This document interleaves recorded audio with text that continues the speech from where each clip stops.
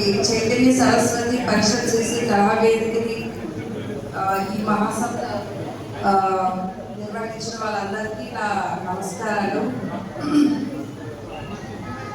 Actually ఇంతమంది సరస్వతి పుత్రులు అందరినీ చూస్తే నాకు ముందు కంగారు వస్తుంది. సో అంతే దయచేసి మీరేం అనుకోవద్దు, మీకు కొంచెం శివరం అవుతున్నాను. ఎందుకంటే దీనికి అంత అనంతరాపు లేదని నేను అనుకుంటున్నాను.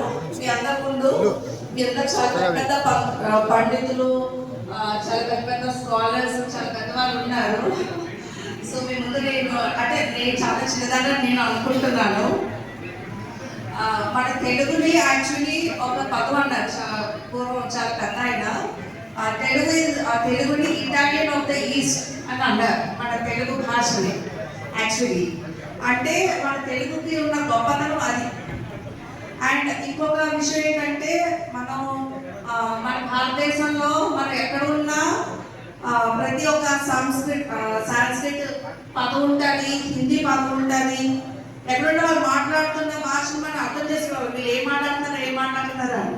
కానీ మనం తెలుగులో మాట్లాడితే చూడండి, ఎవరు ఐడెంటిఫై చేయలేరు మనం ఏం మాట్లాడుతున్నాం అని. అంటే మన తెలుగు గొప్పతనం అది. అంతేకాకుండా నాకు ఒక చిన్న డైలాగ్ కూడా గుర్తు వస్తుంది.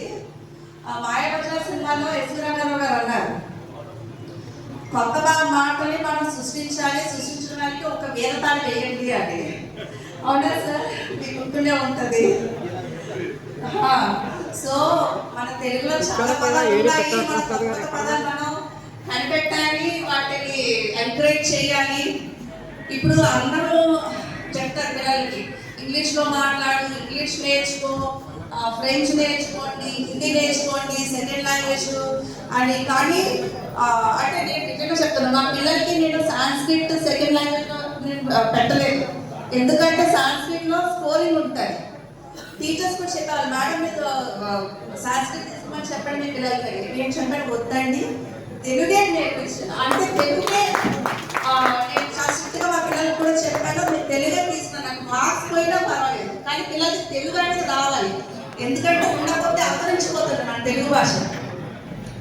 మనమే కొన్ని మాటలు నేను మాట్లాడితే ఇంగ్లీష్ వస్తుంది, క్షమించాలి, ఏమనుకోదు. ఎందుకంటే అది మన డైలీ లైఫ్లో ఒక పార్ట్ అయిపోయింది. అండ్ ఇంకోటి కూడా ఏంటంటే ఇంగ్లీష్లో మాట్లాడితే చాలా ఎడ్యుకేటెడ్, చాలా హైఫై అని అనుకుంటారు. కానీ అది ఇక్కడ నేను చూసిన చాలా మంది పెద్ద పెద్ద పండితులు వాళ్ళందరూ ఉన్నారు ఇక్కడ.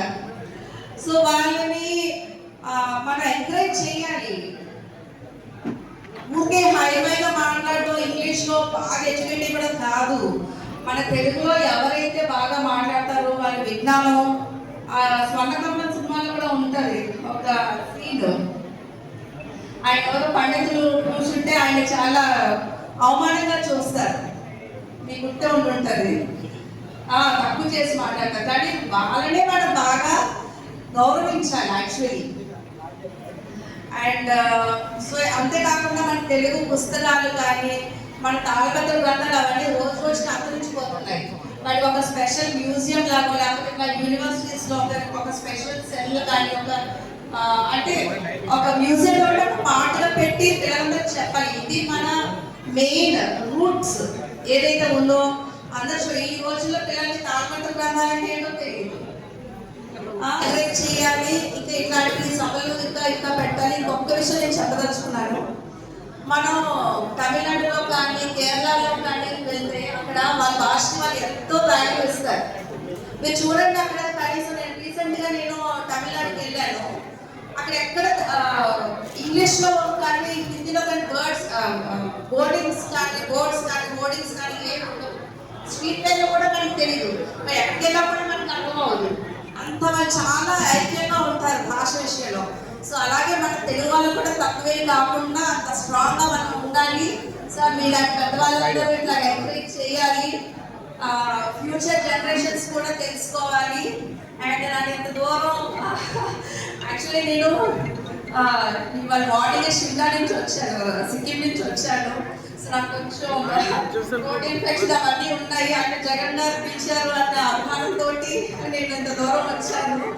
అండ్ మన ఇక్కడ పిలిచినందుకు మీకు చాలా thanks. Thank you so much for inviting me. అంటే మన ఇంగ్లీష్లో మళ్ళీ చెప్పాను, మీకు చాలా ధన్యవాదాలు నన్ను ఇక్కడికి ఆహ్వానించినందుకు ఈ సభకు. కృతజ్ఞతలు.